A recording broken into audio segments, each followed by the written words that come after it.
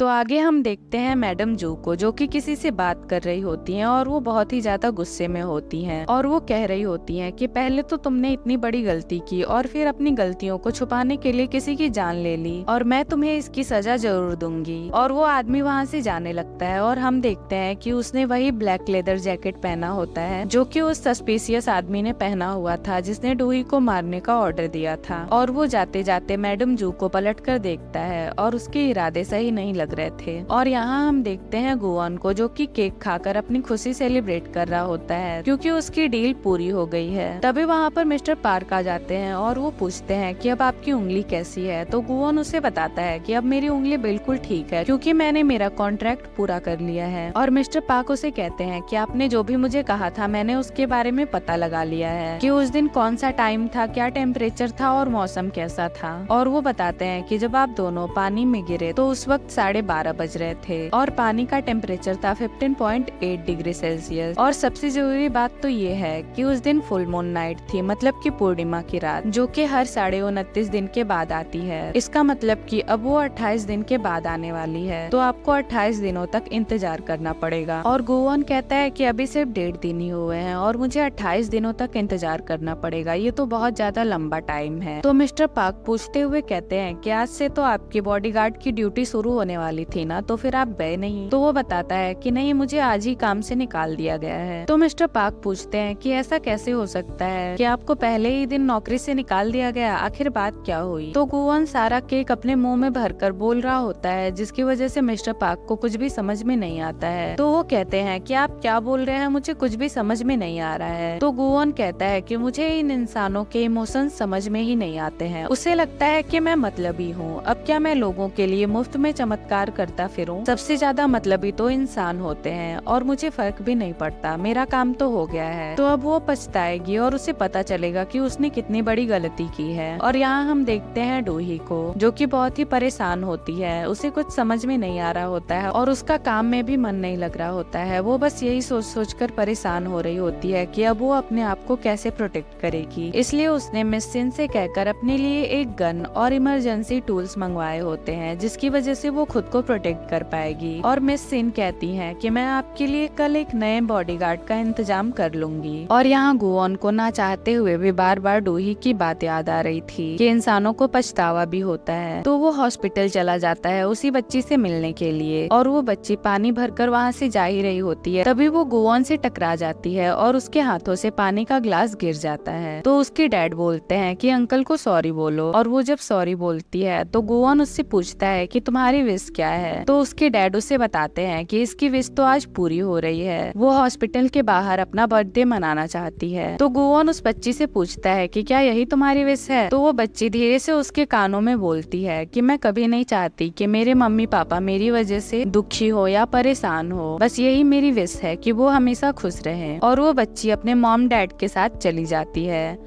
और गुआन यहाँ हैरान होता है कि इतनी छोटी बच्ची खुद से ज्यादा अपने मॉम डैड की खुशी के बारे में सोचती है और उसके मॉम डैड भी सिर्फ उसकी खुशी के बारे में सोचते हैं। और ये सब सोचकर वो हैरान होता है क्योंकि वो आज तक ऐसे ही लोगों से मिला था जो सिर्फ अपने बारे में सोचते हैं, इसलिए वो इस फैमिली से मिलकर ये तय नहीं कर पा रहा था कि वो सही है या गलत है। और वो कहता है कि ये इंसान कितने कॉम्प्लिकेटेड होते हैं। और यहाँ डूही अपने बिजनेस मीटिंग की वजह से एक होटल में आई हुई थी जहाँ उसी बच्ची का बर्थडे सेलिब्रेट हो रहा था। और वो बच्ची अपने मॉम डैड के साथ बहुत ही ज्यादा खुश लग रही थी, जिसे देखकर डूही को अपनी फैमिली की याद आ जाती है। और वो ये सोचकर कंफ्यूज हो रही थी कि क्या गुआन ने सही किया था, उसकी वजह से ही ये बच्ची इतनी खुश है और अपना बर्थडे सेलिब्रेट कर रही है। और वो वहाँ से मिस सिन के साथ ऑफिस जाने के लिए निकल जाती है। और वो जब ऑफिस पहुँचती है तो बहुत ज्यादा बारिश हो रही थी और जैसे ही वो कार से निकलती है तो वो देखती है कि गुआन छाता लेकर उसके बाहर निकलने का इंतजार कर रहा होता है और वो उसे बस देखती ही रह जाती है। और जब डूही कार से बाहर निकलती है तो गुआन उसे अपने छाते में कवर कर लेता है। वो खुद तो भीग रहा होता है पर डूही के ऊपर बारिश की बूंदें नहीं पड़ने देता है। और डूही तो कुछ समझ ही नहीं पा रही थी, वो बस गुआन को एकटक देखे ही जा रही थी। और यहाँ सीन शिफ्ट होता है जहाँ हम देखते हैं कि गुआन ऑफिस के अंदर होता है और मिस सिन आती है और उसे कुछ किताबें देती है। तो गुआन उनसे पूछता है कि क्या मुझे कोई हथियार मिल सकता है जैसे कि गन। पर मिस सिन तो उसे मार्शल आर्ट और सेल्फ डिफेंस की बुक थमाकर वहाँ से चली जाती जाती हैं। और यहाँ ऑफिस के सारे ही लोग गुवॉन की हैंडसमनेस पे फिदा हुए जा रहे थे। सभी अपना सारा काम छोड़कर सिर्फ गुवॉन को ही ताड़ रहे थे। और यहाँ गुवॉन बुक पढ़ते पढ़ते कहता है कि मुझे हथियार की क्या जरूरत है, मैं तो खुद ही एक हथियार हूँ, अ सेल्फ ऑब्सेस्ड डीमन। और आगे हम देखते हैं कि गुवॉन डूही को काम के बाद घर छोड़ने के लिए जा रहा होता है। तो डूही उससे पूछती है कि मैंने तुम्हें मना किया था ना आने के लिए, तो फिर तुम कैसे आ गए? तो गुवॉन उसे कहता है कि तुम्हें पता है मेरी लाइफ बहुत ही ज्यादा परफेक्ट है, तो इसमें कुछ कमी है प्रॉब्लम्स की, इसलिए मैं तुम्हारे पास चला आया। इस तरह से मुझे मेरी लाइफ बोरिंग नहीं लगेगी। और वो पूछता है कि तुमने मुझे इसीलिए तो चुना होगा ना क्योंकि मैं पावरफुल हूँ? तो डूही कहती है कि नहीं, क्योंकि मुझे पता है कि एक बुरे इंसान को दूसरा बुरा इंसान ही हरा सकता है। और गुवॉन चुप हो जाता है। तो डूही उससे पूछती है कि तुम बताओ कि तुम डीमन कैसे बने? क्या तुम पैदा ही डीमन हुए थे या फिर ये तुम्हारा फैमिली बिजनेस है जिसे तुम पीढ़ी दर पीढ़ी आगे बढ़ा रहे हो, जैसे कि लोग रेस्टोरेंट बिजनेस चलाते हैं? जिस पे गुवॉन चिढ़ते हुए कहता है कि वाह, तुमने तो मुझे एक रेस्टोरेंट वाले से कंपेयर कर दिया। और वो कहता है कि मुझे समझ में नहीं आता है कि मैं तुम्हारे सवालों का कैसे जवाब दूं। पर डूही पर उसकी बातों का कोई असर नहीं पड़ता है और वो पूछती है कि तो फिर तुम्हारी उम्र कितनी होगी? तो गुवॉन उसे बताता है कि मैं 200 सालों से डीमन की जिंदगी जी रहा हूँ। तो डूही कहती है कि सचमुच क्या तुम 200 सालों के हो?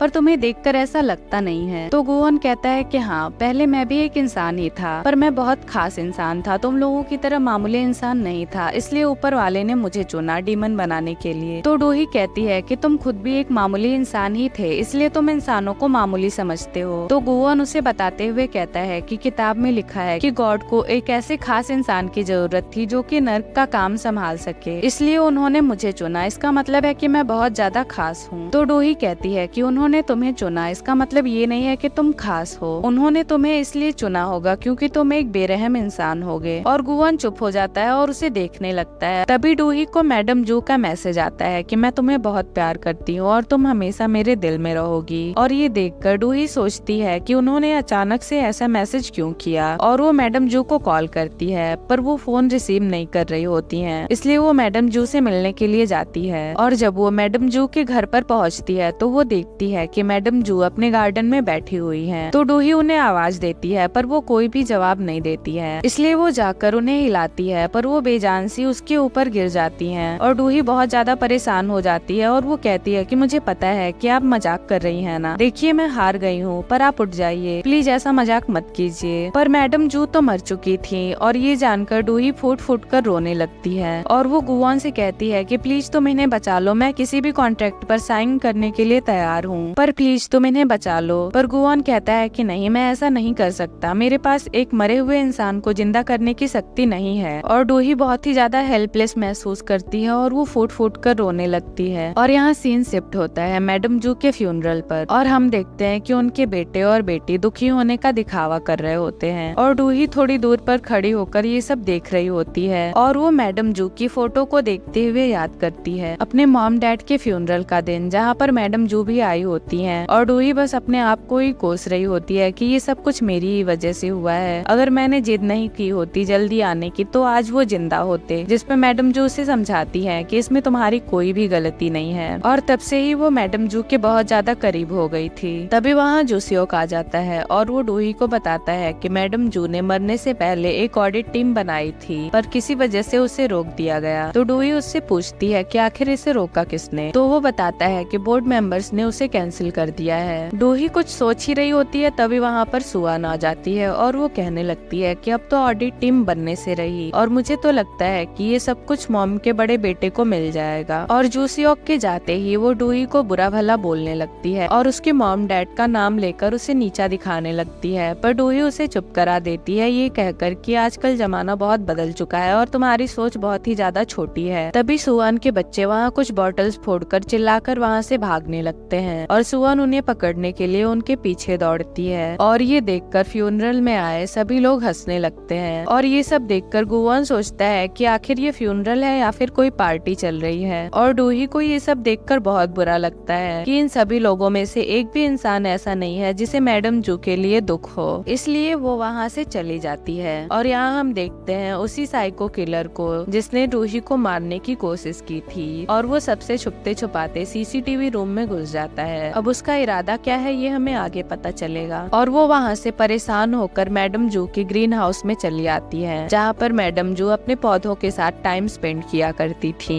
और वो मैडम जू से जुड़ी सभी मेमोरीज को सोचकर मुस्कुरा रही होती है। डूही अपने ख्यालों में ही होती है, तभी वहाँ पर नोसुक का बेटा मियोंग आ जाता है और वो वहाँ पर सिगरेट पीने के लिए आया होता है और डूही को देखकर वो उसे सिगरेट ऑफर करता है, पर डूही उसे कहती है कि मैडम जू को सिगरेट से नफरत थी। तो वो कहता है कि वो बूढ़ी औरत तो मर चुकी है और अब ये सब कुछ मेरे डैड का है और उनके बाद मेरा है, तो तुम कुछ भी नहीं कर सकती हो। और वो सिगरेट जलाने वाला होता है, तभी डूही उसके हाथ से सिगरेट छीनकर फेंक देती है और वो कहता है कि आज मैं इसे जाने देता हूँ क्योंकि आज मेरे लिए बहुत ही खुशी का दिन है। पर डूही कहती है कि मैं इसे जाने नहीं दे सकती हूँ। तो वो डूही को बहुत ही गुस्से में घूरने लगता है जैसे वो क्या ही कर देगा। तभी वहाँ पर गुओन आ जाता है वाइन की बोतल लेकर। तो मियोंग पूछता है कि आखिर तुम हो कौन। तो गुओन कहता है कि मैं वो हूँ जो मिस डूही से एक पल भी दूर नहीं रह सकता, पर ना मैं उनका बॉयफ्रेंड हूँ और ना ही एक्स हूँ। तो वो कहता है कि अच्छा, तो तुम उसके बॉडीगार्ड हो, और वो उन दोनों को नीचा दिखाकर वहाँ से जाने लगता है। तभी गुओन डूही का हाथ पकड़ता है और उसके हाथ पकड़ते ही मियोंग का सर दरवाजे से बहुत ही तेज से टकराता है, जिसकी वजह से उसे बहुत ज्यादा चोट लग जाती है और वो वहाँ से चला जाता है। और ये देखकर डूही हंसने लगती है और गुओन अपने साथ वाइन की बोतल लाया होता है जिसे डूही मैडम जू को याद करते हुए उन्हें ऑफर करती है और वो गुओन के साथ मैडम जू के बारे में बातें करती है और वो गुओन से कहती है कि मुझे इस बात का हमेशा अफसोस रहेगा कि मैं उनके आखिरी पलों में उनके साथ नहीं थी। जिसपे गुओन उसे बताता है कि तुम्हें पता है कि फ्यूनरल में काले कपड़े क्यों पहनते हैं, ताकि आत्मा तुम्हें पहचान कर तुम्हारे पीछे ना पड़ जाए, इसलिए हम अपने शरीर को काले कपड़ों से ढक लेते हैं। तो डूही कहती है कि फिर तो मैंने गलत कपड़े पहने हैं, मैं चाहती हूँ कि वो मुझे पहचाने। तभी गुओन आकर उसका हाथ पकड़ता है और उसकी ड्रेस ब्लैक से व्हाइट हो जाती है और गुओन वहाँ से चला जाता है। तभी एक बटरफ्लाई उड़ते हुए आती है और डूही के हाथ पर बैठ जाती है और डूही कहती है कि मैडम जू, आपने मुझे पहचान लिया, और वो उन्हें हर चीज के लिए थैंक्स कहती है। और वहाँ पर पुलिस ऑफिसर्स भी आए होते हैं जो कि मैडम जू के सिलसिले में सभी घर वालों से बात करने वाले थे और वो उन्हें बताते हैं कि मैडम जू ने मरने से पहले कुछ पेन किलर्स लिए थे जो कि उनकी बॉडी में पाए गए हैं, जिसमें से एक डाइक्लोफिनेक भी है। तो डूही कहती है कि नहीं, ऐसा नहीं हो सकता क्योंकि उन्हें डाइक्लोफिनेक से एलर्जी थी और डॉक्टर ने भी उन्हें मना किया था इसे लेने से। पर बाकी फैमिली तो एक ही बात पर अड़ी हुई थी कि उनकी मौत हार्ट अटैक से हुई है। पर डूही समझ जाती है कि ये हार्ट अटैक नहीं हो सकता है और नोसुक कहता है कि बाहर बैठे सभी लोगों को ऐसा लगता है कि वो एक हार्ट अटैक था और अगर उन्हें ये बात पता चलेगी तो सभी बातें बनाएंगे और हमारे स्टॉक्स बहुत ही ज्यादा नीचे चले जाएंगे, इसलिए ये बात हमें छुपानी पड़ेगी। और वो पुलिस वालों को भी चुप रहने को कहता है और वो कहता है कि वो सभी के सामने जाकर अनाउंस कर देगा कि ये सिर्फ एक हार्ट अटैक था। और डूही ये समझ जाती है कि मैडम जू की मौत के पीछे जरूर इनमें से ही किसी एक का हाथ है और वो सबके सामने जाके नोसुक से पहले ही अनाउंस कर देती है कि मैडम जू का मर्डर हुआ है। पर सभी उसे चुप रहने को कहते हैं और वहाँ से हटाने के लिए सिक्योरिटी गार्ड को भेजते हैं। तभी गुओन आकर उसके सामने खड़ा हो जाता है और तभी वहाँ पर मैडम जू का लॉयर भी आ जाता है जिसके पास मैडम जू की विल होती है कि उनका अगला वारिस कौन होगा और वो मैडम जू की विल पढ़ने वाला होता है। और नोसुक और सुअन को तो यही लगता है कि उनकी सारी जायदाद उन दोनों को जाएगी, पर डूही को उनकी जायदाद का कोई लालच नहीं था, इसलिए वो वहाँ से जाने लगती है। तभी लॉयर विल पढ़ता है कि मैडम जू की सारी प्रॉपर्टी मिस डूही को जाती है, पर उसमें एक कंडीशन भी थी कि डूही को 1 साल के अंदर अंदर शादी करनी पड़ेगी, वरना सारी प्रॉपर्टी चैरिटी में चली जाएगी। और नोसुक और सुआन तो बाल नोच रहे होते हैं, उन्हें ये विश्वास ही नहीं होता है कि उन्हें कुछ भी नहीं मिला है। और सुआन तो डूही के ऊपर हाथ उठाने वाली होती है, तभी बीच में जोसियोक आ जाता है और उसे रोक लेता है और लॉयर उसे मैडम जू की लिखी हुई चिट्ठी देता है, जिसे देखकर डूही बहुत ही इमोशनल हो जाती है और वो मैडम जू की फोटो की तरफ देखते हुए कहती है कि मैं आपके गुनहगार को सजा जरूर दिलाऊंगी, मैं सच को जरूर सामने लाऊंगी, चाहे मुझे उस डीमन से शादी ही क्यों ना करनी पड़े। और वो जाकर गुओन के सामने खड़ी हो जाती है और वो मैडम जू की दी हुई रिंग अपनी उंगली से निकालकर उसकी तरफ बढ़ाते हुए कहती है कि क्या तुम मुझसे शादी करोगे। और गुओन बस उसे शॉकिंगली देखे जा रहा था। और ये एपिसोड यहीं पर खत्म हो जाता है, तो हम मिलेंगे नेक्स्ट एपिसोड में। So please subscribe my channel और हाँ, लाइक शेयर कमेंट करना मत भूलना। Thank you.